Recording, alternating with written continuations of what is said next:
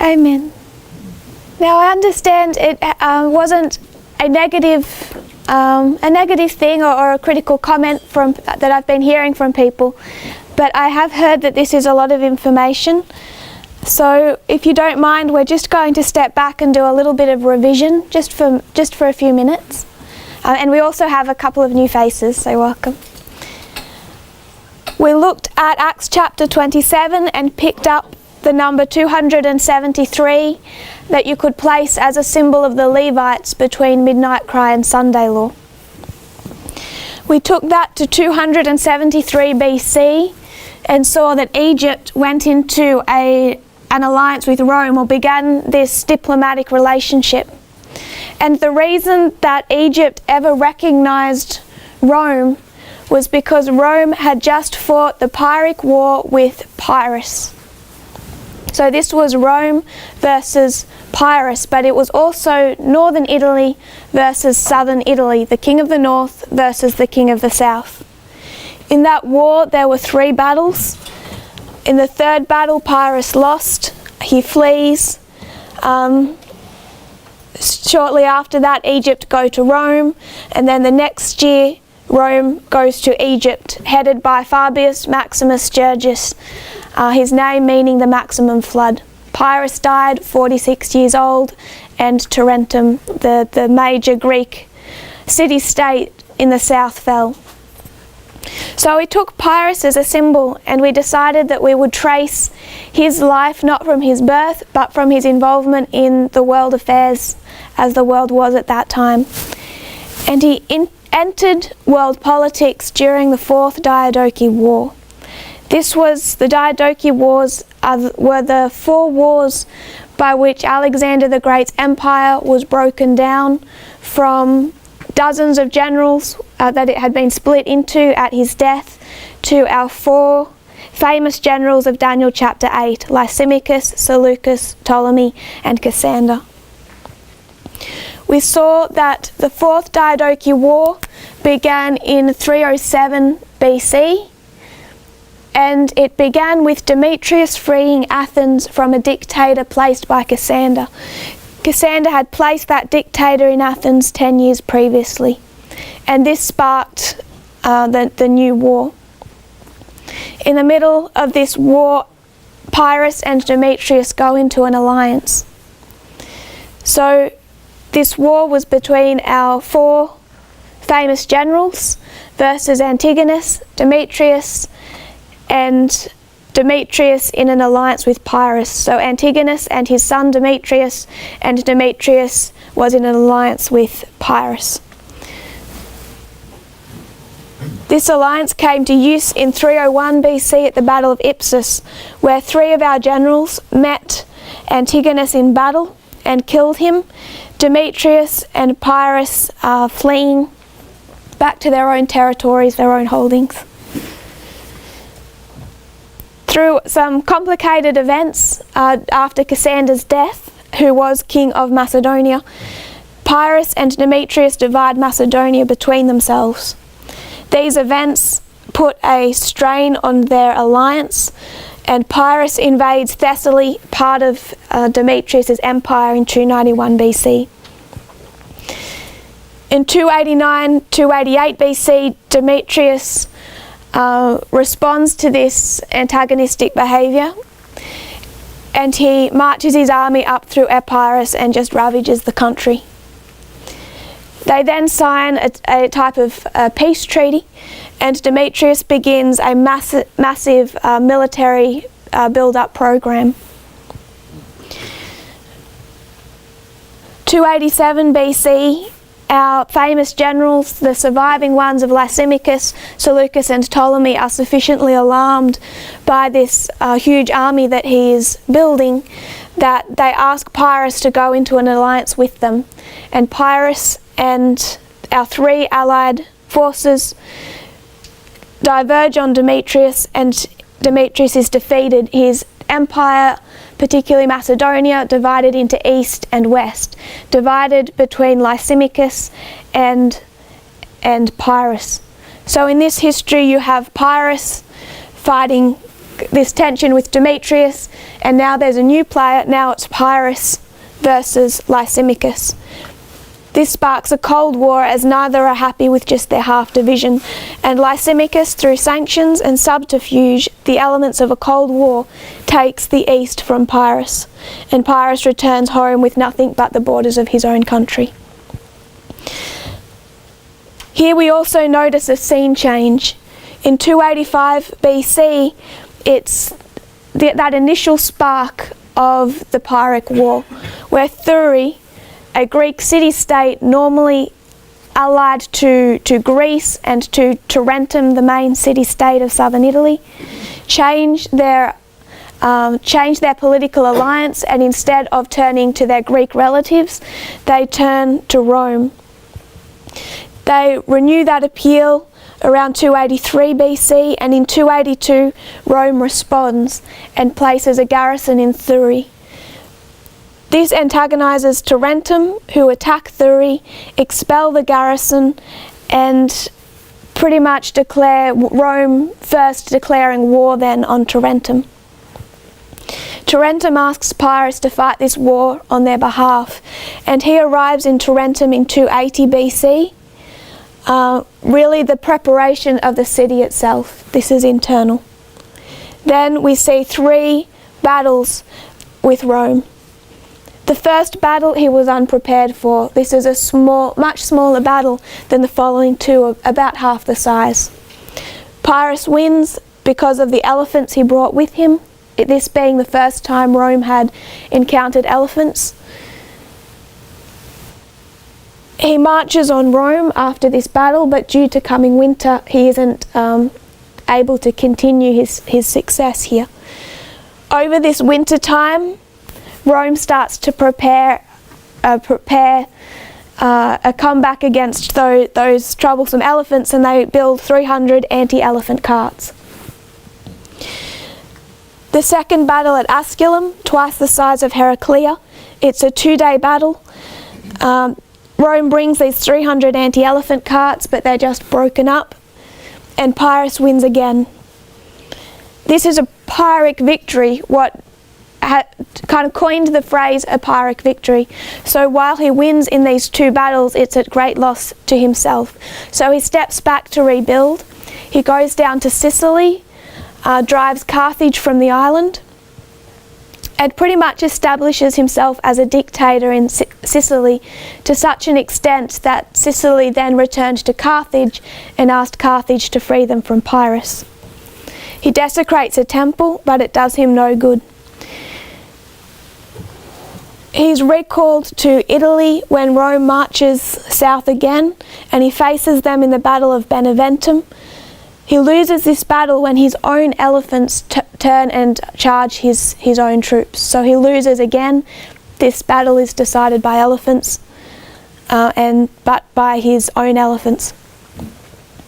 Then we have, as we marked before, 273 and 272 BC. So that is, in a nutshell, the life of Pyrrhus. Then we went to look at his country of Epirus and who Pyrrhus represents in history. We saw that the first known king of Epirus is Admetus, and from him Pyrrhus is the 10th. We saw that he ruled as a king, but then he was temporarily deposed when Neoptolemus II took the throne. Pyrrhus forced him into a co-rulership, and they co-ruled for a period of time before Pyrrhus had him killed, and then he took the throne for himself. There are 7 more kings after him before his nation is ruled by the Epirote League, a league of tribes. We saw that Pyrrhus, as representing the king of the south in our history, is a symbol of Vladimir Putin. We saw that Putin was president from 2000 to 2008 before he had to step back, having fulfilled the maximum 2 consecutive terms allowed under the Russian constitution.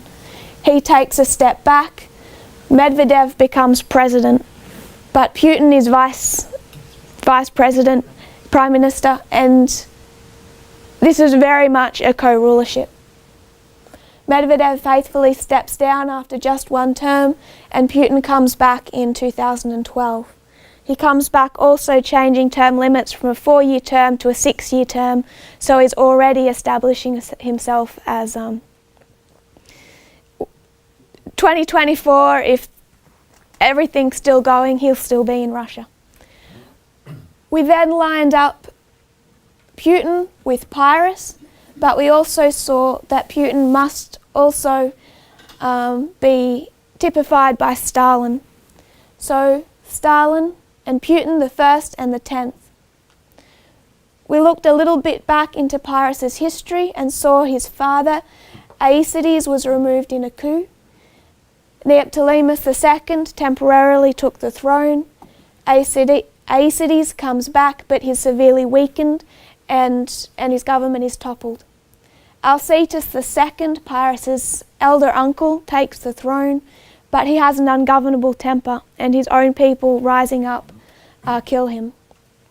If we take that down to the history of Russia, we see Gorbachev is removed in a coup by Yanayev. Yanayev rules temporarily, signs a decree making himself acting president. Before Yanayev is toppled, Gorbachev comes back but severely weakened, and the West is looking to a Boris Yeltsin. Everything looks very positive under Boris Yeltsin, but he quickly loses the respect of his people, and a large part of that is not only the corruption inside his own government, but also his lack of self-control, him being a severe alcoholic, and that affected his health. What we didn't do yesterday to complete this line is bring this back to Stalin, so I just want to quickly do that. So previous to Stalin, who do we have? We have Lenin. Previous to Lenin was Tsar Nicholas II.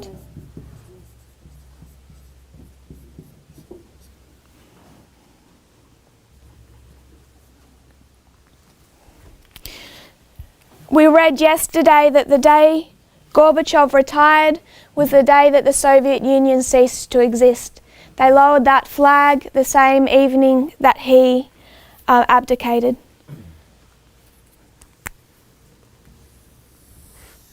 This was the end of the USSR.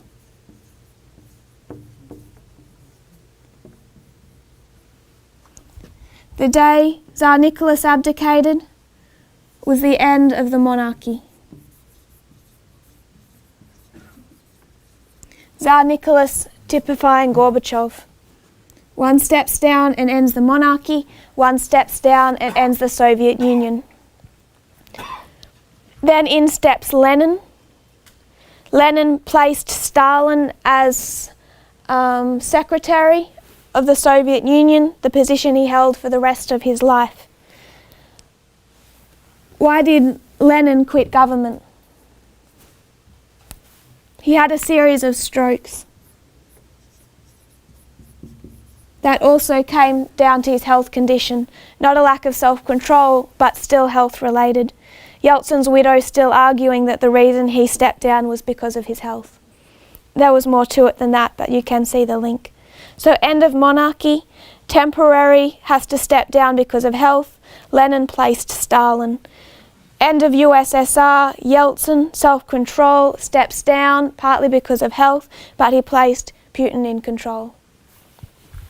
So we can see Stalin and Putin also are tightly linked. We took this model of Putin being represented by Stalin, and therefore also Pyrrhus as a representative of Stalin, and we pretty much are plotting the political life of not just Stalin but communist Russia, the Soviet Union. We didn't pick it up from its birth, but from the time it began to be involved in world affairs.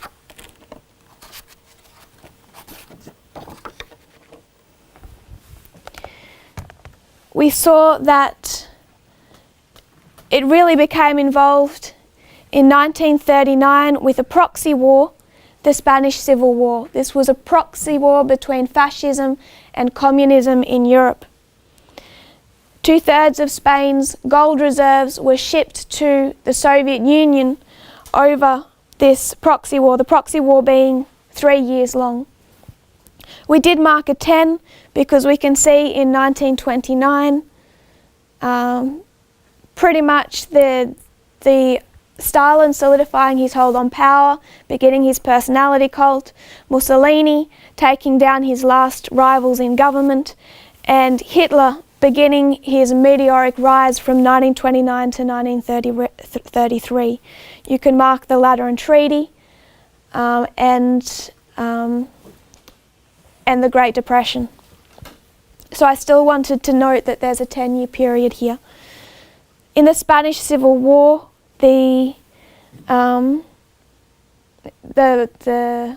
General Franco, supported by Mussolini and Hitler and Pope Pius the 11th and Pope Pius the 12th, that they are victorious in the Spanish Civil War, and Franco is dictator for many decades afterwards. Shortly after these ideological enemies are finished with their proxy war, they horrify the world by going into an alliance, and this was not something that was expected. And this was the Molotov-Ribbentrop Pact. Molotov from Russia, I think his grandson is still involved in Putin's government today. Ribbentrop from Germany, meet representing their particular countries, and sign this pact shortly after midnight, negotiating through midnight. The purpose of this pact was for the invasion of Poland, war with the West. So on the 1st of September 1939, just very, very shortly after this pact is signed, a number of days, Hitler orders the invasion of Poland. He knows that he can now take on the West without fearing a two-front war. He faced three allies, France, Britain and Poland, that had signed an agreement shortly before that if Hitler invaded Poland, it would be war. Three allies versus Germany, backed by Russia. So you can see we are paralleling these lines. You have the period of 10, then you have this Spanish Civil War, Demetrius frees Athens. There is an alliance which is tested at this first battle. Then you have the division of territory. Pyrrhus and Demetrius divided Macedonia. Hitler and Stalin divided Eastern Europe. This puts a huge strain on their relationship. Pyrrhus invades Thessaly in 291, and in August of 1940, the all-important trade agreement between Hitler and Stalin is suspended. Hitler needed that trade agreement to wage war with the West. Some of his supplies, when invading Russia itself, would have run out before the first day of that invasion was over if he had not already received those supplies from the Soviet Union. This pact is officially broken up in 1941, Operation Barbarossa. Operation Redbeard is what Barbarossa means, why Hitler chose that name, when Germany invaded the USSR. Also, gas chambers came into being in 1941. This was, of course, the persecution starting long before, but this was a major escalation where if Hitler was going to wage a two-front war, he couldn't afford the men to be running concentration camps. He just needed the people gone, so it just becomes a mass genocide. 1945, Pyrrhus joins the Allied forces. Russia joins the Allied forces. Demetrius is defeated, Germany was defeated, and in both histories there is this division between the East and the West, this split between the East and the West. This sparks a Cold War. Here between Lysimachus and Pyrrhus, Lysimachus being a new antagonist of Pyrrhus, and here in comes the United States, and it's the USA versus Russia, the USSR. Lysimachus won this Cold War through sanctions and subterfuge, Pyrrhus losing all of that territory he'd gained in Macedonia, except the borders of Epirus itself. The same thing, the USA through sanctions and the Solidarity movement took over all that portion of Eastern Europe. The USSR lost all but the borders of Russia itself. One thing I didn't note yesterday, which I do find interesting, is if we can just look at the 4 generations of the German government. The German Empire formed in 1871 to 1890. So I'll just rub this out.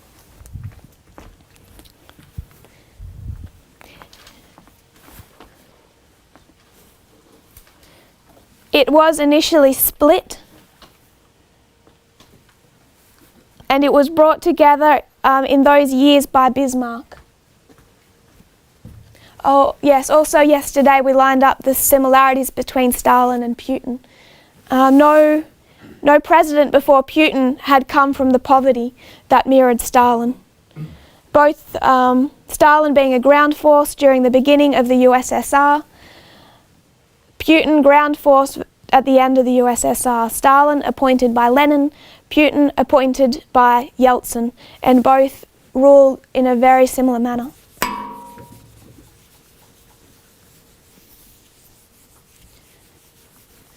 So from the time Germany was formed, 1871 to 1890 under Bismarck, it was first ruled essentially by Bismarck, who formed the German Empire.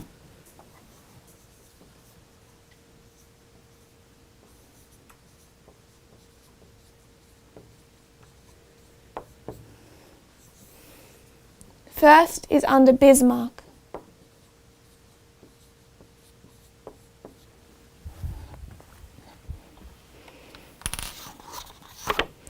(1871 to 1890).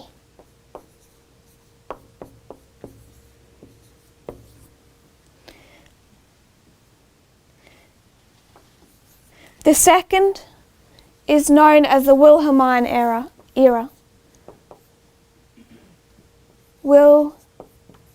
Wilhelmine. And this is Kaiser Wilhelm. He didn't get along with Bismarck, so he had Bismarck removed from office, and he ruled as monarch. And that was 1890 to 1918. Him abdicating what ended the First World War. The third is the Weimar Republic.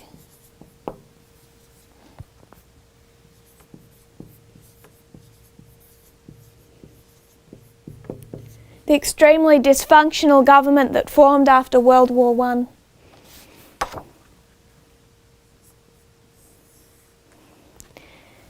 And that was from 1919 to 1933. 1933, in comes the Nazi Party.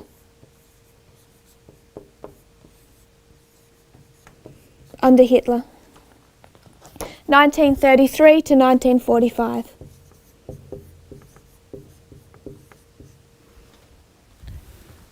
We saw that at the beginning of our line with Pyrrhus, we could mark the number 4 repeatedly, this being the 4th Diadochi War, and there were a few other 4s in that era. And down here we can also mark the number 4. 4th generation of German government.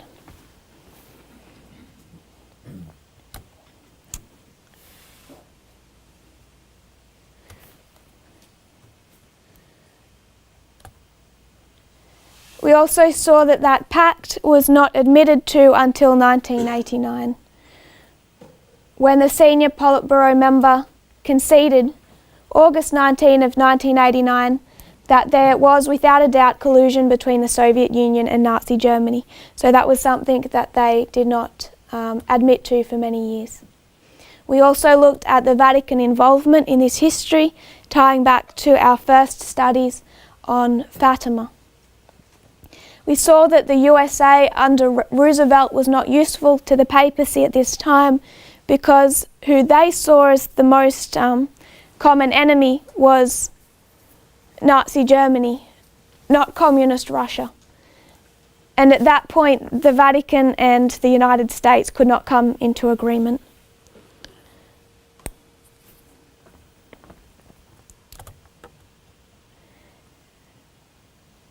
So, we're just about done with revision. We'll just finish this, tidy off the end of World War II.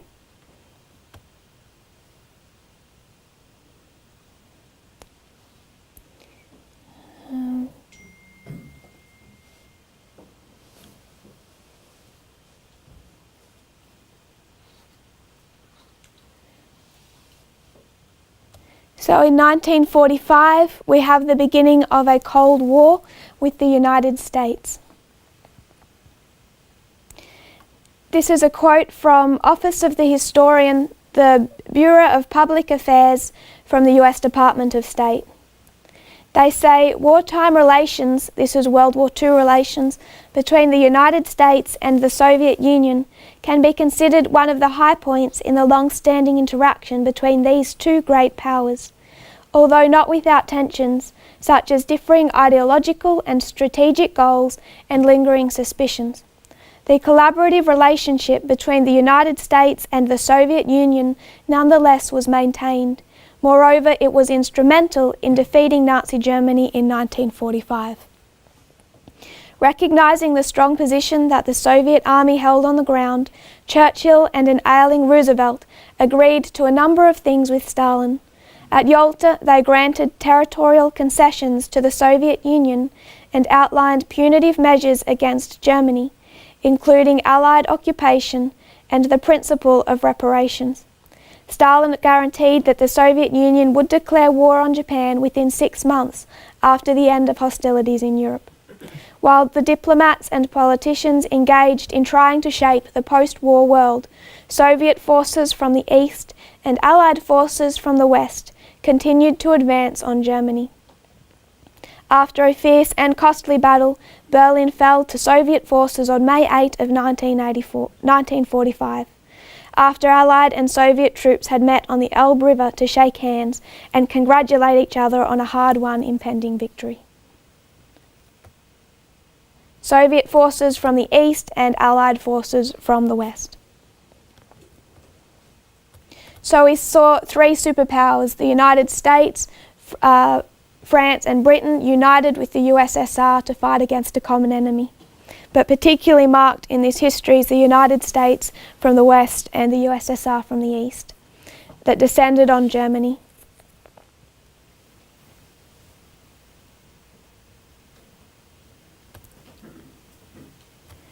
This was very much a disappointment for the Vatican. So, 1945, the Soviet Union and the United States emerged as the two world superpowers, and a period of tensions began between the Soviet-backed Eastern Bloc and the US-backed Western Bloc, known as the Cold War. In 1948, the United States began a campaign of economic sanctions against the Soviet Union that would last more than 50 years. In March of that year, the Department of Commerce announced restrictions on exports to the Soviet Union and its European allies. That's from AmericanForeignRelations.com. So the elements of the strategy are listed by Time magazine in 2001, who gives a nice comprehensive list, was the US defense build-up, covert operations aiming at encouraging reform movements in Hungary, Czechoslovakia and Poland, financial aid to Warsaw Pact nations, calibrating to their willingness to protect human rights and undertake political reforms, economic isolation of the Soviet Union and the withholding of Western and Japanese technology, and the increased use of Radio Liberty, Voice of America and Radio Free Europe, to transmit the administration's messages to the peoples of Eastern Europe. So you can see sanctions and subterfuge, or the Solidarity movement particularly.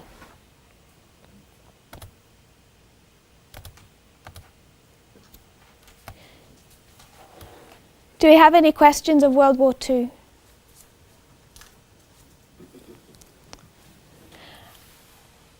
Do we notice a change of scene in 1989? Can we mark a change of scene?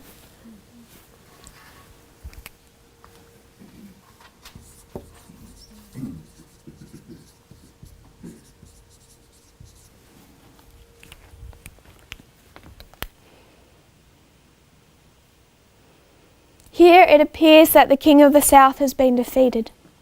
I would like to suggest that 1989 marks a shift in this war where it appeared to end, but all it did was change in its location and appearance. This is no longer a war for Europe, this becomes global. It is no longer the Soviet Union, it is now Russia. In 285 BC, we also see a change of scene to new symbology for the King of the North and the King of the South. This is Rome versus Tarentum. Tarentum being the dominant city-state holding sway over southern Italy. So in 285 BC, one of the city-states under its sphere of influence changes its alliance from that of Tarentum to that of Rome. In 1989, we see Poland and those other Soviet Union satellite states begin to change their alliance from that of Russia to that of the West. Question: did America agree to not extend their influence into Soviet Union satellite states? Was there what you could describe as an ancient pact that they would not do this? We saw that the reason that Tarentum attacked Thurii and the Roman fleet is because in their mind there's a long-standing pact that you don't extend into their territory, and they considered the south of Italy and particularly that bay as their territory.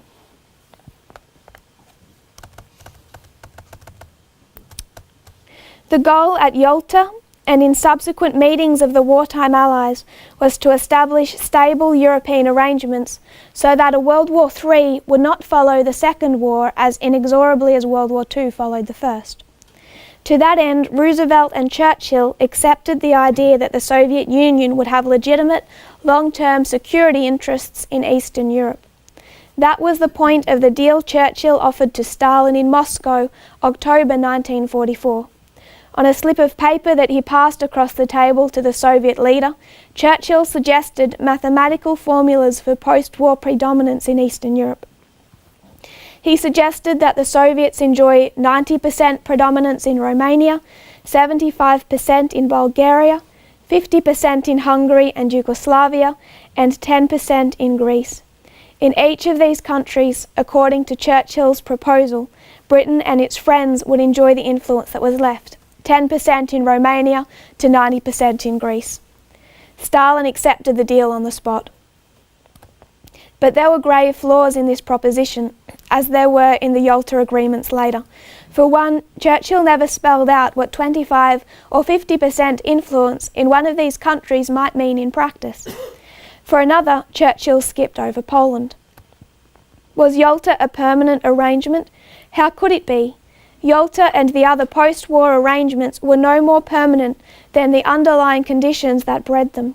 All of those conditions have changed with one crucial exception. The Soviets still believe that in return for the 20 million people they lost in World War II, they deserve neighbours who won't threaten their security. And they have the military power on the ground to enforce that view. That was the Washington Post, January 12 of 1982, still well inside the Cold War. So while the United States might think that those agreements put over slips of paper handed over during the Yalta conferences and those subsequent conferences at the end of World War II are no longer binding, Russia still very much believes that they are, and we can know that because Putin brings them up so often, still bringing them up today.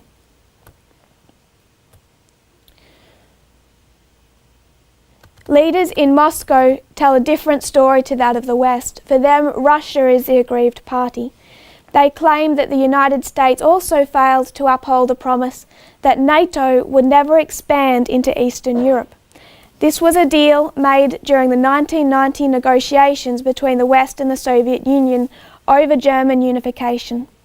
In this view, Russia is being forced to forestall NATO's eastward march as a matter of self-defense. And this is very much the argument that Putin makes and that the Russian people largely buy. The West has vigorously protested that no such deal was ever struck. However, you will find hundreds of memos, meeting minutes and transcripts from US archives that do indicate otherwise.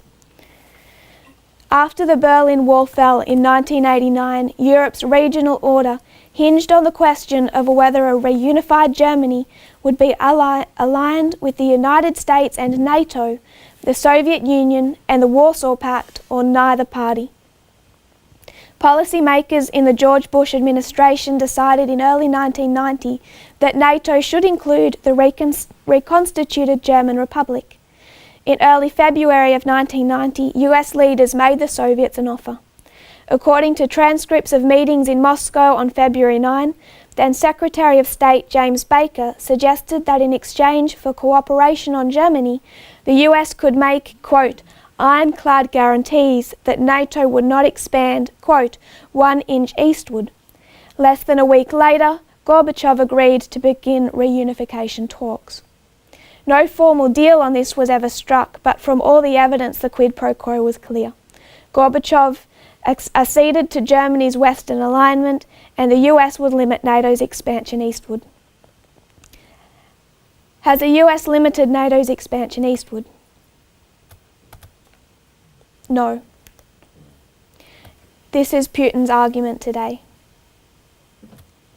Russia strongly believes that an understanding of their control over the countries east of the Elbe River, which runs through Germany, has applied since the Yalta Conference. This is an argument Putin has been known to make, particularly as it also relates considering this verbal agreement in 1990 on the expansion of NATO. So that's some background into what happens next, because we can see these Eastern European countries allied to the West between 1989 and 1991 as they threw off the yoke of the Soviet Union.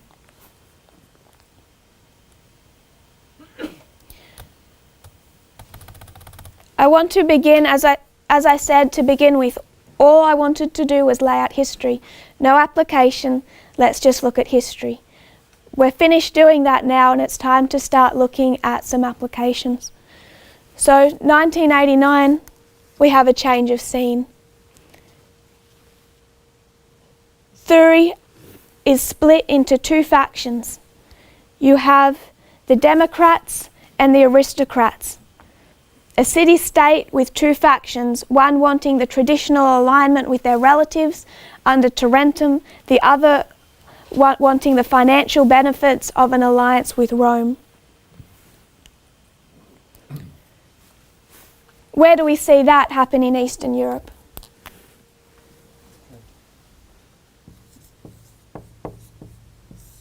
Ukraine. First in 1989, first in 285. Then they come back. We want to have a little look at Ukraine. Ukraine is split into two factions. One want to ally with the West for the financial benefit, one the traditional alignment with Russia. This back and forth tussle accelerated when Viktor Yanukovych came to power. Yanukovych was always pro-Russian, historically pro-Russian. Another Putin puppet, you could argue. He already had a reputation for corruption, having engaged in voting fraud in a previous election and being charged with that. But to win the presidency, he rebranded himself as friendly to the West and considering serious integration into the European Union and NATO. So first of all, he runs as a political candidate, making it clear that he is closely allied with Russia and Vladimir Putin. That does not end well for him, particularly when it's proven that he engaged in voter fraud during that election, and his victory is overturned in a recount. So he rebrands himself. He stops speaking Russian. He learns the Ukrainian language, which before he only normally spoke in Russian, and rebranded himself as someone that was favourable to the West. This rebranding was largely done by organised by an American consultant, Paul Manafort. Manafort was suggested to Yanukovych by Vladimir Putin. Russia told Yanukovych, "This man will help you rebrand." And then Paul Manafort lobbied for Yanukovych in Washington. Yanukovych wins that election, appearing to the people that he is pro-Western. That doesn't last long. In fact, it doesn't actually last past his victory speech, where after the whole election he switches back to speaking only Russian, the night that he wins the election. In November of 2013, the Euromaidan protests begin with a small protest in Independence Square. So now you have the fight between these two factions. They were looking to ally with the West. They want stronger integration with the European Union. On the 21st of November, the same day as the protest, Yanukovych abruptly changed his mind on an association agreement with the European Union, deciding instead to strengthen economic ties with Russia. A few days later, on November 30, a group of student protesters were attacked by police, leading to several injuries, and the protest became a national movement whose numbers swelled to nearly 1 million by December 8, just a couple of weeks. They continued to be attacked by police, resulting in civil unrest, and after the 16th of January 2014, violence escalated when Yanukovych signed the Bondarenko-Oleinik laws, also known as the anti-protest laws, outlawing political protests. Demonstrators then began to occupy provincial administration buildings in at least 10 Ukrainian regions. The country's lawmakers repealed 9 of the 12 restrictive laws he had passed on the 16th by a show of hands without a debate, so he begins to face opposition in his own party. Yanukovych offered to reshape his government with more opposition members, but they refused his offer, to the delight of the protesters. On the 28th of January, his prime minister resigned, and by February, Ukraine was on the brink of civil war. In those protests, 77 people had been killed. The evidence of corruption and regional cronyism in his government was building. With a net worth of $12 billion, Switzerland, Austria and Liechtenstein froze the bank accounts of his and his sons, pending a money laundering investigation. They later realised that he was siphoning his own country's money into private bank accounts to the rate of $12 billion. On the 12th of January 2015, Interpol issued a red notice for him on charges of misappropriation, embezzlement or conversion of property by malversation, if committed in respect of an especially gross amount. For most of his career, his salary never exceeded $2,000 a month, so to have a net worth of $12 billion is a little bit suspicious. If you ever want to go on YouTube and see a video recording of his home estate, it's worth seeing. $100,000 for each chandelier, a crowned copper roof, a private zoo, an underground shooting range, 18-hole golf course. His expenses include $800 medical treatment for his fish, $14,500 on tablecloths, and nearly $42 million for light fixtures. Also received were files on all of his perceived enemies, especially media members, some of whom he had been persecuted. The cost he was paying for monitoring the mass media was reportedly $5.7 million for just 1 month. Much of the threatening, attacking and torturing of Ukrainian protesters, and also confirmed account of voter intimidation and attacking of election officials, was perpetrated by the Berkut, the controversial national police force under his personal command. On the 22nd of February 2014, 328 of 447 members of the Ukrainian parliament voted to remove him as president. He was then disowned by his own party, the Party of Regions, and an arrest warrant was issued on the 24th of February.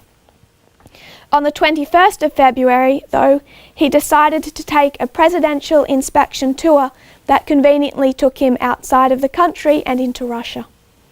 He was desperate to make it look like he wasn't running away. He asked the governor of Kharkiv to pick out a few factories for me to visit on this presidential inspection tour. On the 26th of February, Russian media company RBC reported his presence in Moscow. On the 27th of February, a report stated that Yanukovych had asked the authorities of the Russian Federation to guarantee his personal security in the territory of Russia, a request that they accepted. Now wanted for treason, he has remained protected in Russia ever since. On March 4, 2014, Russia's permanent representative to the UN, Churkin, displayed a photocopy of a letter allegedly signed by Viktor Yanukovych on the 1st of March, requesting Russian military intervention in Ukraine to restore law and order. An alleged request that they certainly fulfilled. In 2014, Russia invades Ukraine, annexing Crimea. So you see these two opposing factions inside Ukraine, this battle that's going on. And the winning party, out of that essential civil war, allies with the West. Russia doesn't tolerate that, and in 2014,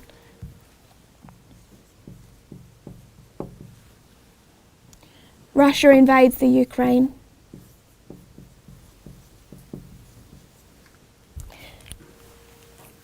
This desire to join NATO and the European Union violated, for Vladimir Putin, an ancient pact.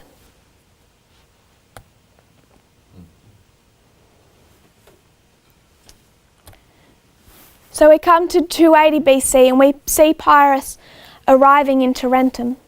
When we start dealing with the arrival of world leaders, we have to be a little bit careful, because we might see their arrival as their election to power. And we know that that isn't always the case. We can see that at Raphia we mark Napoleon. But Trump is in power since 2016. What it's marking is a change in that government structure, in that power. And I'd like to have a look at what happened in 2016. With Vladimir Putin. This is Pyrrhus taking control of Tarentum, taking control of the south. So when does Napoleon arrive? We know he arrives at Raphia. So what we're... Sorry? Napoleon? Yeah. Raphia? Yeah. Just marking that when we see world leaders arrive on the scene. 2011, we saw these building revolutions. We saw what's known as the color revolutions, and this also takes place in Russia. What happened in 2011 with those color revolutions, also in 2011 with Vladimir Putin announcing that he's coming back for a third, though non-consecutive term, caused the largest protests inside Russia that had occurred since the breakup of the Soviet Union. Putin's own words, "We see what tragic consequences the wave of so-called colour revolutions led to. We should do everything necessary so that nothing similar happens in Russia." He's watched these revolutions go through many of his allies, particularly in 2011 with the death of Gaddafi in a CIA orchestrated coup. So 2011 is a very interesting year to get inside Putin's mind. He's watching these protests, these people rising up across many of his allied countries. Particularly, he's observing Libya. As an ally of Gaddafi, when Gaddafi dies, and it's a horrific death, he's dragged out of a tunnel and abused and murdered by soldiers, all of that was taped.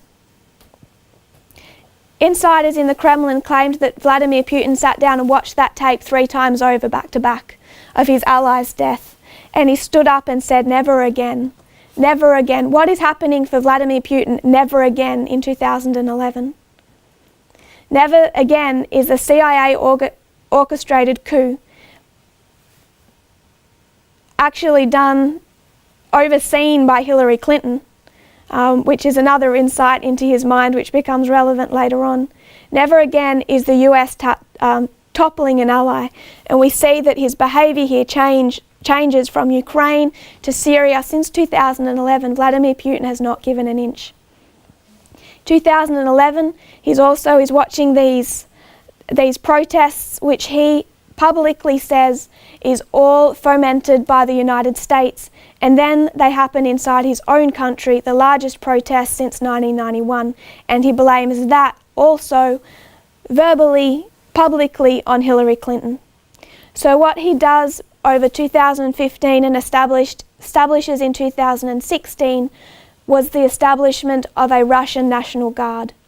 This was composed initially of 187,000 troops under the command of the Ministry of Internal Affairs, but it soon blossomed into an army of 350,000 to 400,000 troops, loyal and answering to only one person, Vladimir Putin.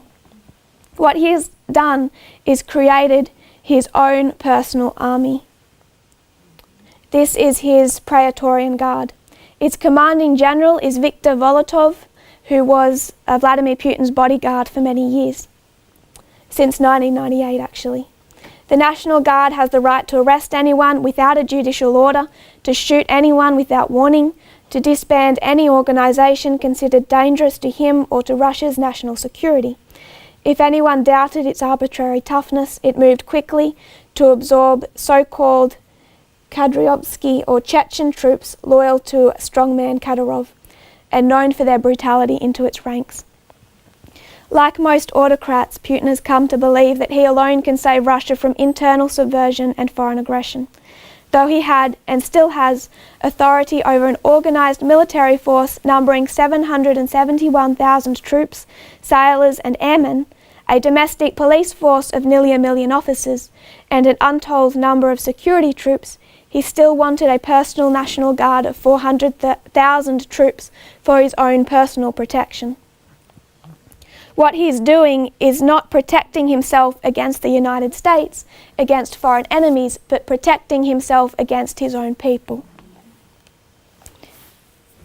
So Pyrrhus takes control of Tarentum, and according to the historical accounts, he set himself up as dictator from the time he arrived. Putin sets up his Praetorian Guard.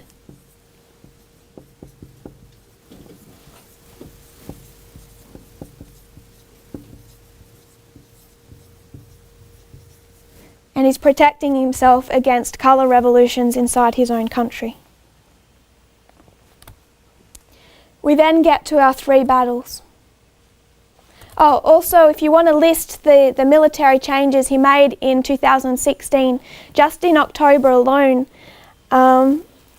he brought all nuclear-capable Iskander missiles into an enclave in Kaliningrad on Europe's doorstep and pointed them west.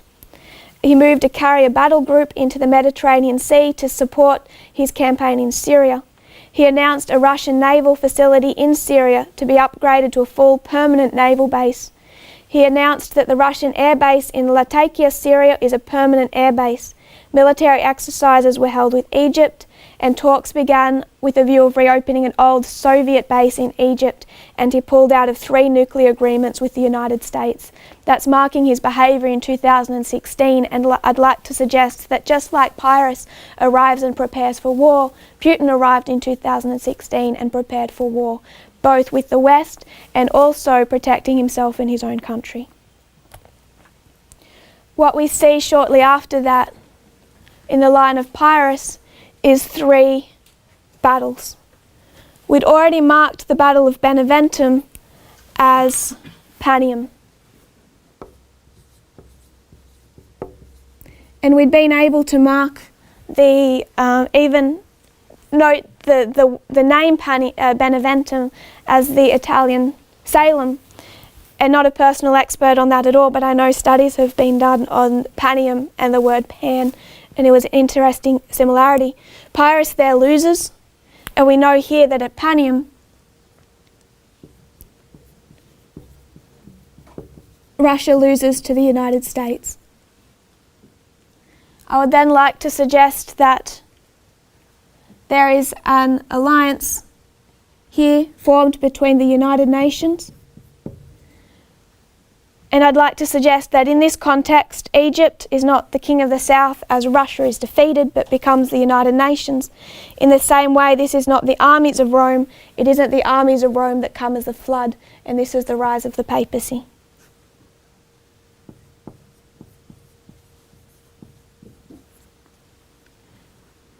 Sunday law. We can mark the 46th, the final and complete and total fall of Russia, where it begins to be ruled by the United Nations. And also Rome goes back, sends ambassadors back to Egypt as led by Fabius Maximus Gergus, whose name means the maximum flood. So we have 2 battles to contend with. If this is Panium, I like to suggest that this is Raphia.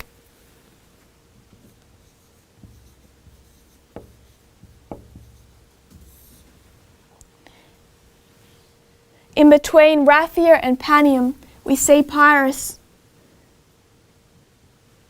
desecrate a temple,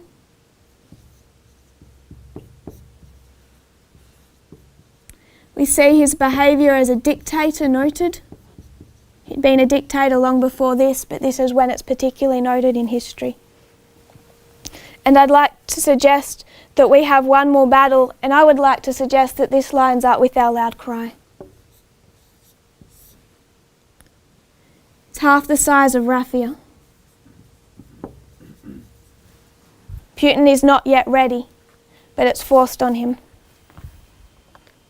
When we see this smaller battle, we know that all of our internal events also are mirrored by external events. So it's not a new concept that when we have an internal event that it is also mirrored by something externally. And I would like to suggest that is Heraclea.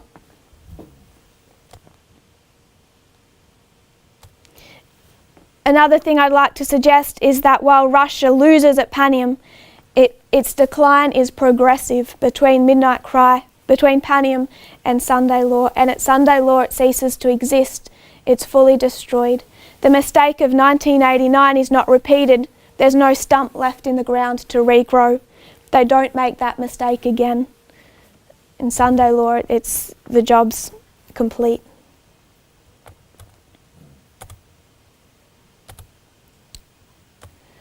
So we know from our kings of Epirus, that Pyrrhus is Vladimir Putin. But we also noticed that Putin is Stalin. So if Putin is Stalin, what is this history here? We've made application that this history is this history. But I'd like to suggest this history isn't just this history, but it's also this history here. And if it's this history here, it's this history here. We have 4 lines. And what we need to do is cut them and overlay them. Where are we going to cut them? Change of scene. This is both an end and a beginning. This is both an end and a beginning. To save time, I've already drawn that up, and we will go through it slowly in the time we have left. Just spin that. And what we're going to do is take our lines, cutting them at the change of scene and overlaying.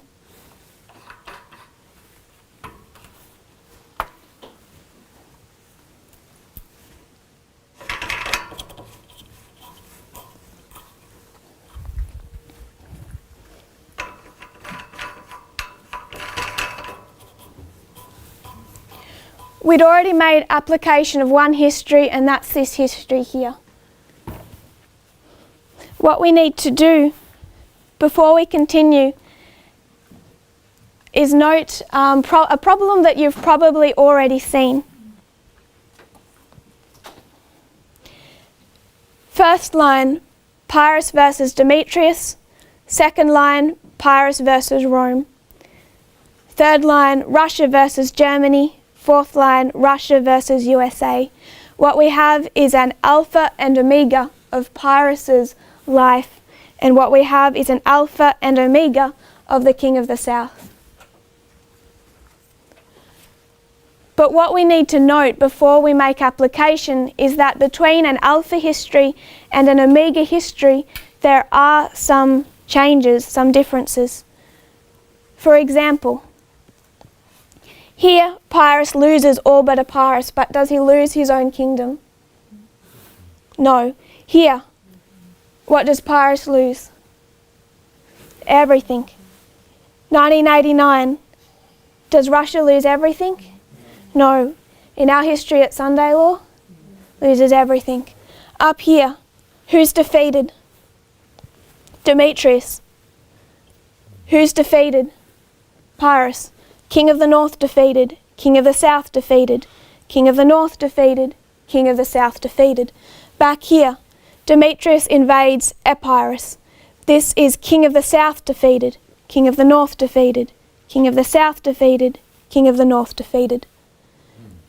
Pyrrhus invades Thessaly. He never has to fight in this battle. In this battle, if I'll bring my...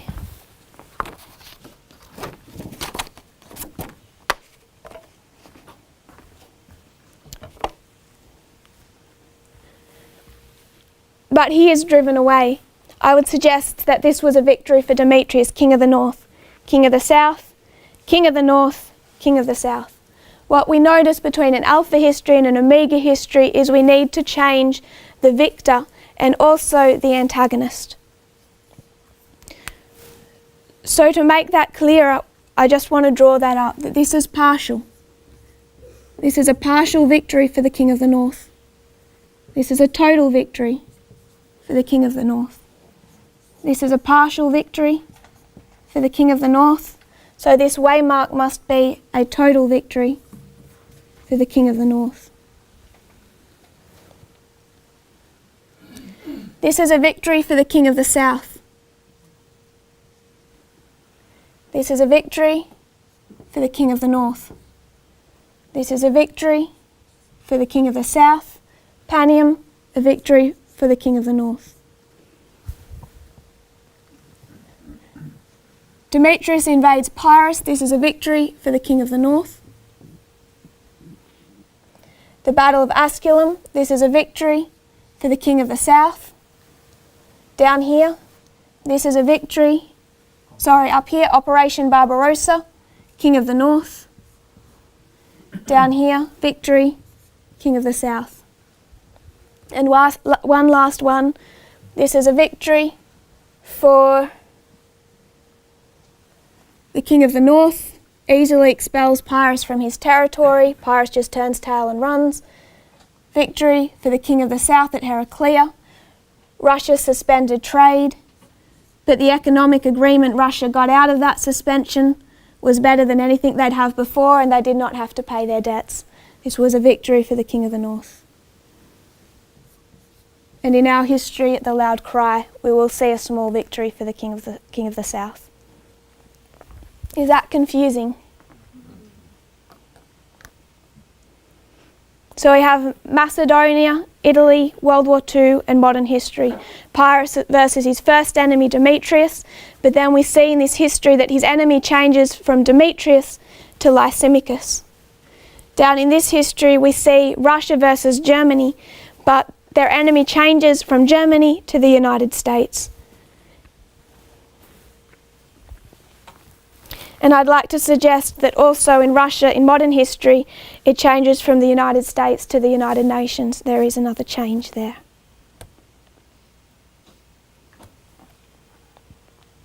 We've already made application of one history, so we can essentially drop our dates. We know this as 1989. Can we mark 10 years before 1989?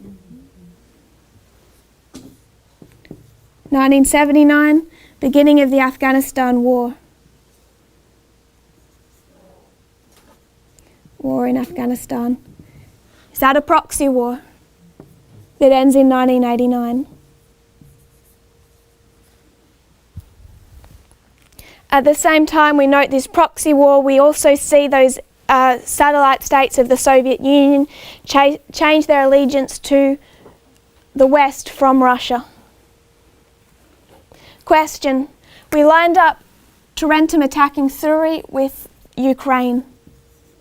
So 2014, we see civil war in the Ukraine and the invasion of Russia. What about these two? What about an alliance between the King of the North and the King of the South?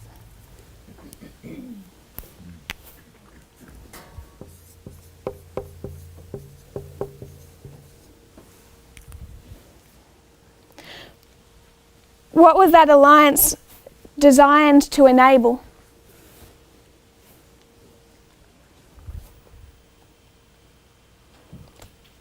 What threefold enemy does the King of the North need to take on in 2016?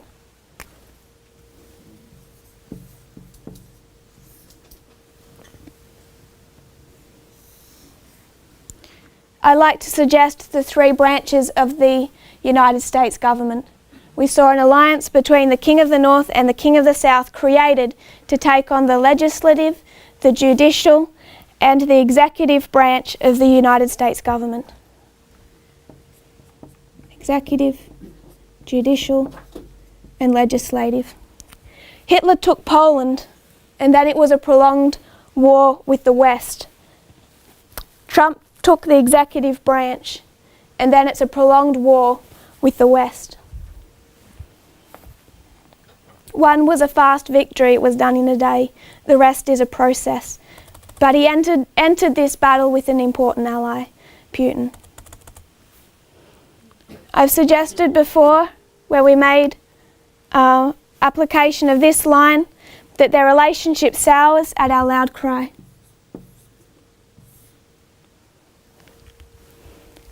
Pyrrhus invaded Thessaly. Up here, then we saw the Battle of Heraclea here, King of the North, King of the South, Russia suspended trade, and then down here, at our loud cry, we have a repeat of the Battle of Heraclea, where the King of the South has a Pyrrhic victory.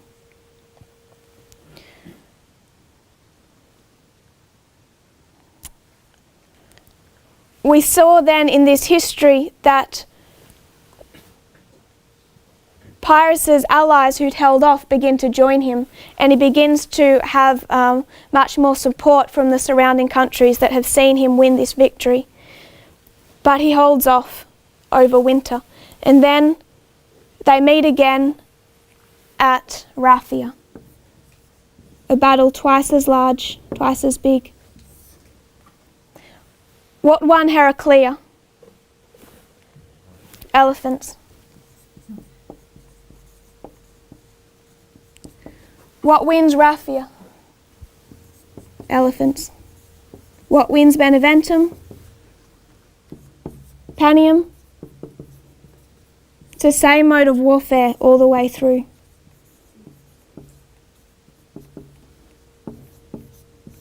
Question. Where did we first see elephants in our history?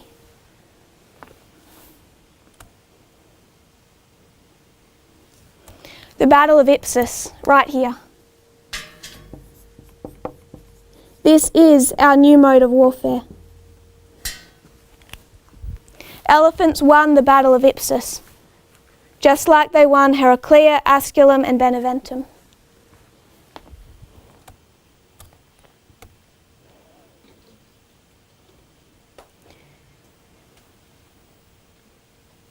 We have Ipsus, Heraclea, Asculum and Beneventum. Not 2 battles, not 3, but 4 in our history that we need to understand. All of these battles have one common denominator. They're all decided by elephants, this new mode of warfare. This first battle, the King of the North and the King of the South enter as allies. World War II gives us one interesting perspective. It shows us that this war has 2 fronts. It has a Western front and an Eastern front. That Western front began in 2016. This is the Western front of World War III. The Eastern front begins at Raphia in earnest. And what does the Eastern front look like? It looks like the Western front. So when we turn on our news and we see our journalists frantic, and we see the world in a storm politically, and we see 2 sides split as much as they are, what are we watching? We're watching the Western front of World War III. What 2016 looked like is what Raphia looks like. If we want to understand Raphia before we get to time, we need to understand what happened in 2016 and 2014. They will tell us the future that we're expecting to see. This same mode of warfare carries us all the way through. And what was 2016? It was an information war. We say in this movement readily that between 1989, after 1989, in that increase of knowledge, this movement, all of the information that we need in this movement was planted. It was in that increase of knowledge. We have no new message. Then I would like to suggest that if we're looking to know what the future holds, then just maybe externally, with external events, with Raphia and Panium, the seeds to understand that go right back to 1989. We're not going to see some new weapon that hasn't already existed in that history. I might close for time because we want to look at what information war is, and that is a line and a subject in itself. We need to not go back to 2016 but to 1989. So if you wouldn't mind, we'll close early today. Dear Father in heaven, thank you, Lord, for your blessings. Thank you that in these histories, Lord, and in just our last 30 years as a movement, you don't leave us in ignorance of what we're facing, what we have faced, what is happening right now, Lord, today, 2018, in the world around us. I pray, Lord, that we will be prepared both in heart and mind. I pray for our families, Lord, our loved ones. Each head bowed, Lord, has those on their heart and mind that are not prepared for what's coming. And I pray, Lord, that you'll give us wisdom as we interact with them, and that you might send your angels to work with them, to, Lord, draw their hearts and minds after you. I pray, Lord, for this mission that you've raised us up to do, that individually and as a movement we will take our place in that line of soldiers, Lord, and fit ourselves for the coming conflict. I pray this in Jesus' name. Amen.